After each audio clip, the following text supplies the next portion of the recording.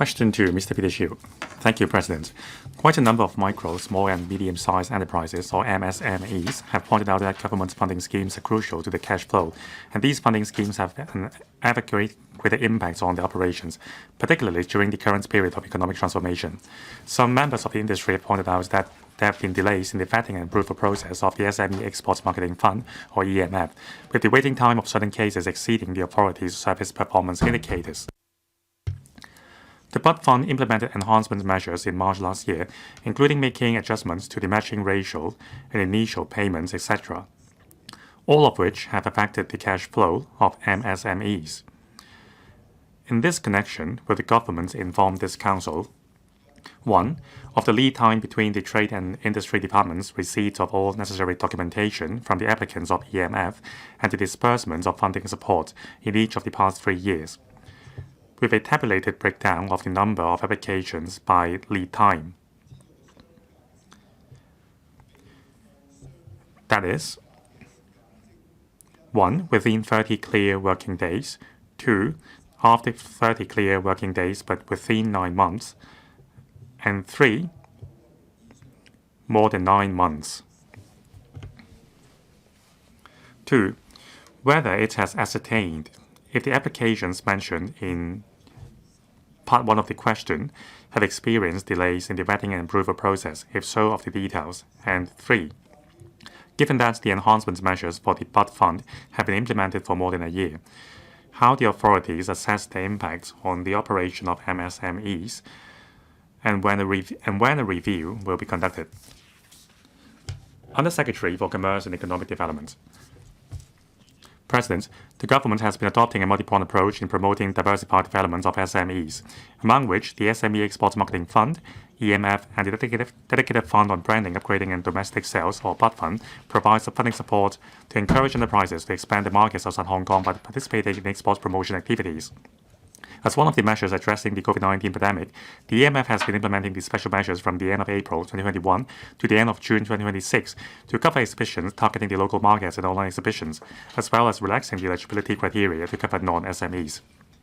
Since 2018, the government has also launched several rounds of enhancements to the BUD Fund, including the injection of a total of $7.75 billion, expansion of the geographical scope, phased increase of the cumulative funding ceiling per enterprise from $500,000 to $7 million, and the launch of Easy BUD and e-commerce Easy, etc. The consolidated reply to the 3 parts of the question is as follows. Under normal circumstances, the Trade and Industry Department, or TID, will complete the processing of a valid EMF application within 30 clear working days from the date of receipt of the duly completed application accompanied by all necessary documentation, and the processing time may take longer for complicated cases. Complicated cases usually involve applications which are suspected to be non-compliant with the funding requirements or conditions.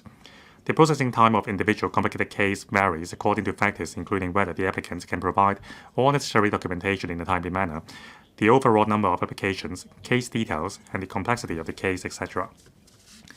For general applications, the EMF has been able to meet its performance pledge of completing the processing within 30 clear working days from the date of receipt of the duly completed application accompanied by all necessary documentation in the past 3 years.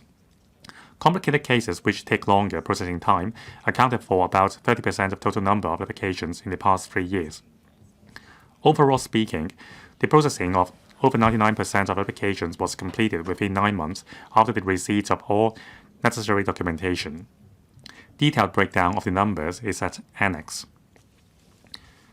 In recent years, the number of complicated cases has increased.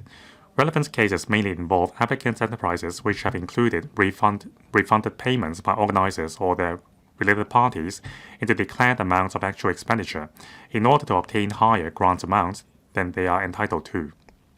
We have also found that the organizers and exhibitors of some promotion activities may have omitted or misrepresented information or even made false declarations. Therefore, all applications for relevant activities are subject to further review, hence requiring a longer processing time to ensure proper use of public funds. The TID has been maintaining close liaison with the industry and applicants' enterprises and continuing to allocate manpower in a timely manner to process applications, enhance the workflow of handling applications and computer functions, streamline processing procedures, revamp the EMF webpage layout design, and so on, with a view to enhancing the processing of EMF applications. For complicated cases suspected to be non-compliant with funding requirements and conditions that require longer processing time, the TID has provided further guidance via the EMF Guide to Application and Application Form, facilitating applicants' enterprises to declare truthfully all the relevant costs of the activities and the related information. Meanwhile, the TID has reminded the organizers via the guide to list out the details of refunds in documents of the activities to facilitate declaration by applicants' enterprises. We have also stepped up publicity through various channels, including the EMF webpage, notices of the EMF, e-newsletters of the Support and Consultation Center for Small and Medium Enterprises, or the Success, to strengthen deterrence against irrelevant non-compliance or illegal acts. On the other hand, the government implemented rationalization measures under the BUD Fund since March last year, with a view to utilizing the fund in the most productive manner while ensuring its financial sustainability. In 2025, the BUD Fund received around 5,350 applications, an increase of over 210% as compared with last year, in 2019. The total approved funding amount increased by over 320% during the same period, indicating that the trade's demand for the BUD Fund has remained strong. Besides, participating enterprises agree that the BUD Fund has helped them in various areas, including enhancing corporate image, brands, products, services awareness, and their overall competitiveness, etc. As at the end of March this year, around 98% of the enterprises that responded to the project completion surveys considered that the BUD Fund was useful in supporting their business development. Around 98% of the enterprises that responded to the annual tracking surveys considered that the BUD Fund was useful to their long-term development. In March 2025, the government has also rolled out enhancement measures under the BUD Fund, including relaxation of the frequency for EC-BUD submissions and provision of more targeted funding support for projects involving green transformation and restructuring of production lines. In addition, the government plans to implement a series of measures announced in the 2025 policy address and this year's budget in the second quarter of 2026. Including expansion of the geographical scope of the BUD Fund, increase of the funding ceiling per EC-BUD application from $100,000 to $150,000, as well as the provision of more targeted funding support for enterprises to implement projects which involve AI elements. Therefore, we need time to assess the financial implications in respect of various measures. We will continue to manage the fund prudently with a view to enabling more enterprises to receive funding support and maintaining a wide coverage of beneficiaries while ensuring the financial sustainability of the BUD Fund. We will continue to keep in close touch with the trade, constantly review the operation of the funding scheme, and make adjustments and enhancements when necessary. Thank you, President. Mr. Peter Hsiu. Thank you, President. Just now, according to the Under-Secretary, the service pledges to vet and approve the applications within 30 days. However, 1/3 would exceed 30 days. Some may even last as long as 90 days. We understand that we need to deal with complicated cases seriously. If false documents and deceit is involved, we need to guard the gate. Now, however, for those eligible and honest enterprises, beyond the waiting time, there is even a longer lead-up time before that. Documents have to be circulated among departments, so according to the trade, they would like to see streamlined workflow to shorten the waiting time. So how can the government deal with these cases, as well as complicated cases, more expeditiously? Under Secretary. Thank you, President, and thank you, Member.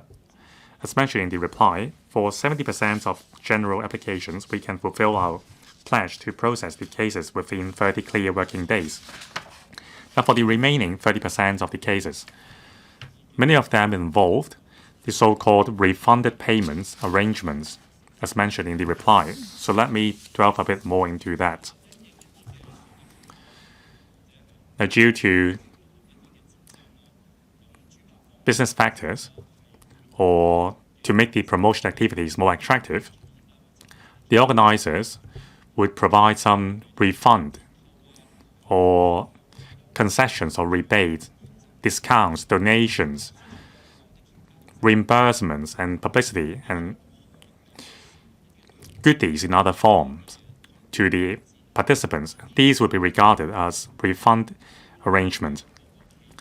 So these refunded payments would render the actual expenditure of the applicants lower than the declared expenditure amount. So these refunded payments must be excluded from the declared amount. The organizers and applicants must provide the relevant information to the TIC, including the refunded payments provided by the organizers before and after the activity. Now, as mentioned in the main reply,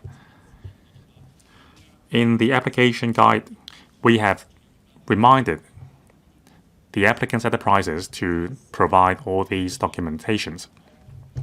So depending on when the organizers and applicants can make available these documents, we will process the application as soon as possible.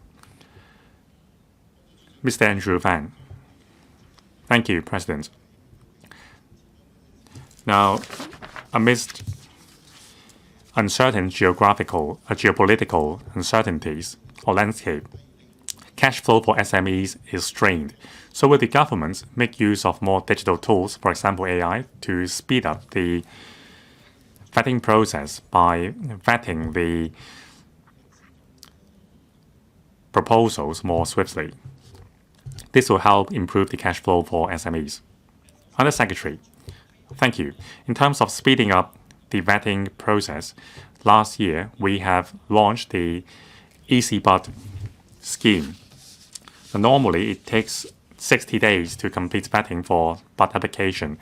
Now with EasyBud, we can complete vetting for applications with lower funding amounts within 30 days.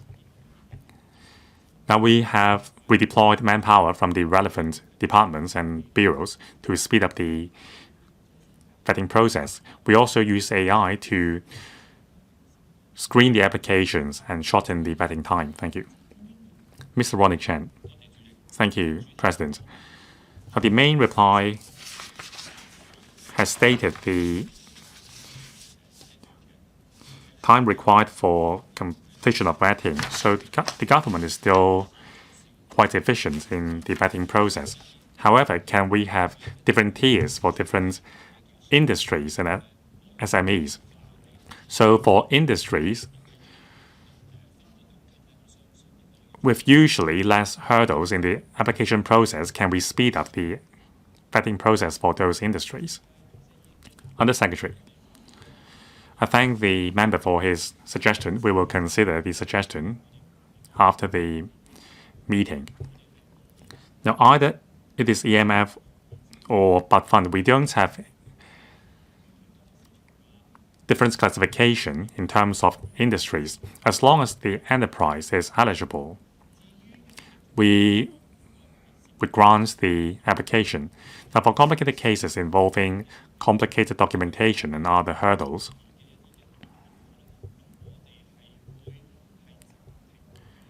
we would put the application on hold so that other eligible application with documentation ready can be processed first. So we will continue to strive to rise up to our service pledge. Mr. Jonathan Stewart Lampert. Thank you, President. Now, according to my SME friends, there are lots of agents helping SMEs to apply for BUD fund. Now, just imagine if the application process is so simple and easy to understand, then these agents would not exist. It's exactly because of the complicated application process and the stringent requirements for documentation that SMEs need to engage these agents to complete the process for them. So will the government consider relaxing the requirements and take the user's perspective and streamline the application procedure? Under Secretary. Thank you, President. I thank the member for his questions. We don't encourage SMEs to engage agencies to file the application for them. Now, to assist SMEs to come up with proposals and complete the application themselves, we have come up with a series of measures, including streamlining and simplifying the application form, and also providing pictorial guidances on the webpage to help the SMEs. We also have videos of successful applicants sharing their experience. Now, we have also established the SME Reach Out starting from 2022.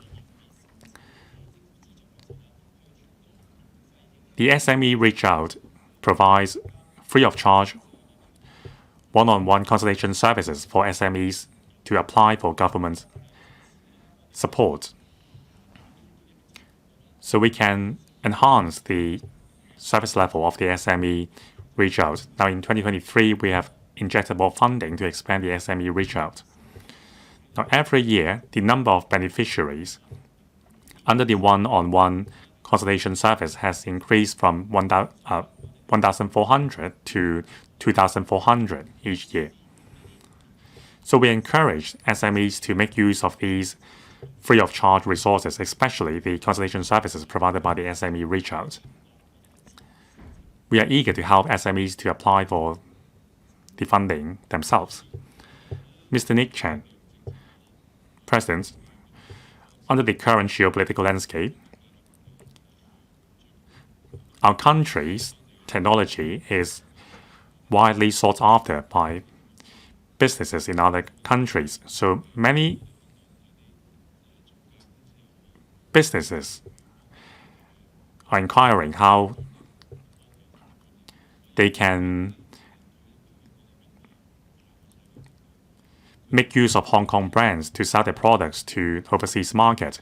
So is BUD Fund the most suitable funding scheme for them, or are there other more suitable funding scheme? Under Secretary, now the original intent of the BUD Fund is to help enterprises to tap new markets, conduct branding, and upgrade their business.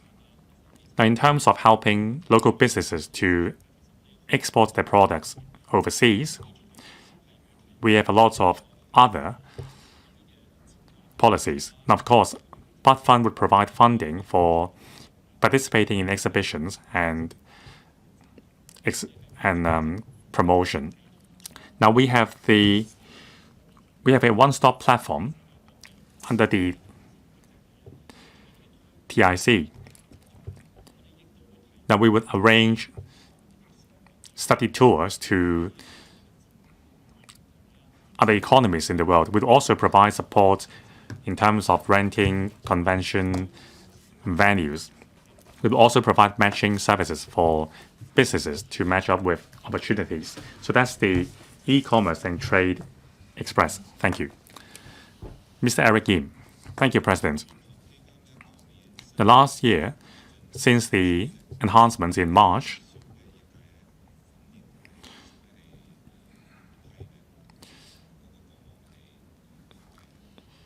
there's indeed a drop in the number of cases being approved under BUD Fund. Has the eligibility threshold been raised significantly?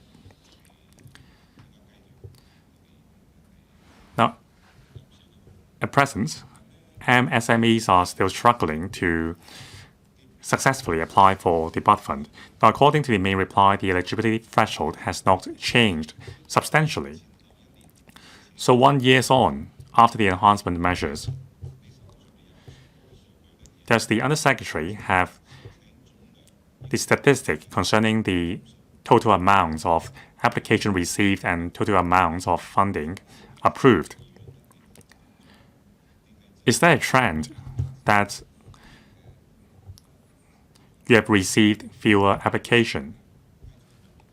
And have you approved fewer funding applications compared with before? Undersecretary, thank you. Now, the rationalization measures have been implemented in March last year. According to the figures, in 2025, the BUD Fund has received 5,350 applications. Compared with 2024, there is a drop of 26%. However, the number of applications still remains high. Now, among the rationalization measures, besides lowering the funding ratio, we have also enhanced the scheme. For example, allowing more frequent applications and also more targeted support for green transformation, reorganizing production line, and also AI projects. We have also increased the funding ceiling to $150,000 and expanded the geographical scope.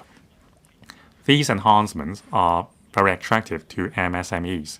So we do expect more MSMEs to prudently review their resources and apply for the funding.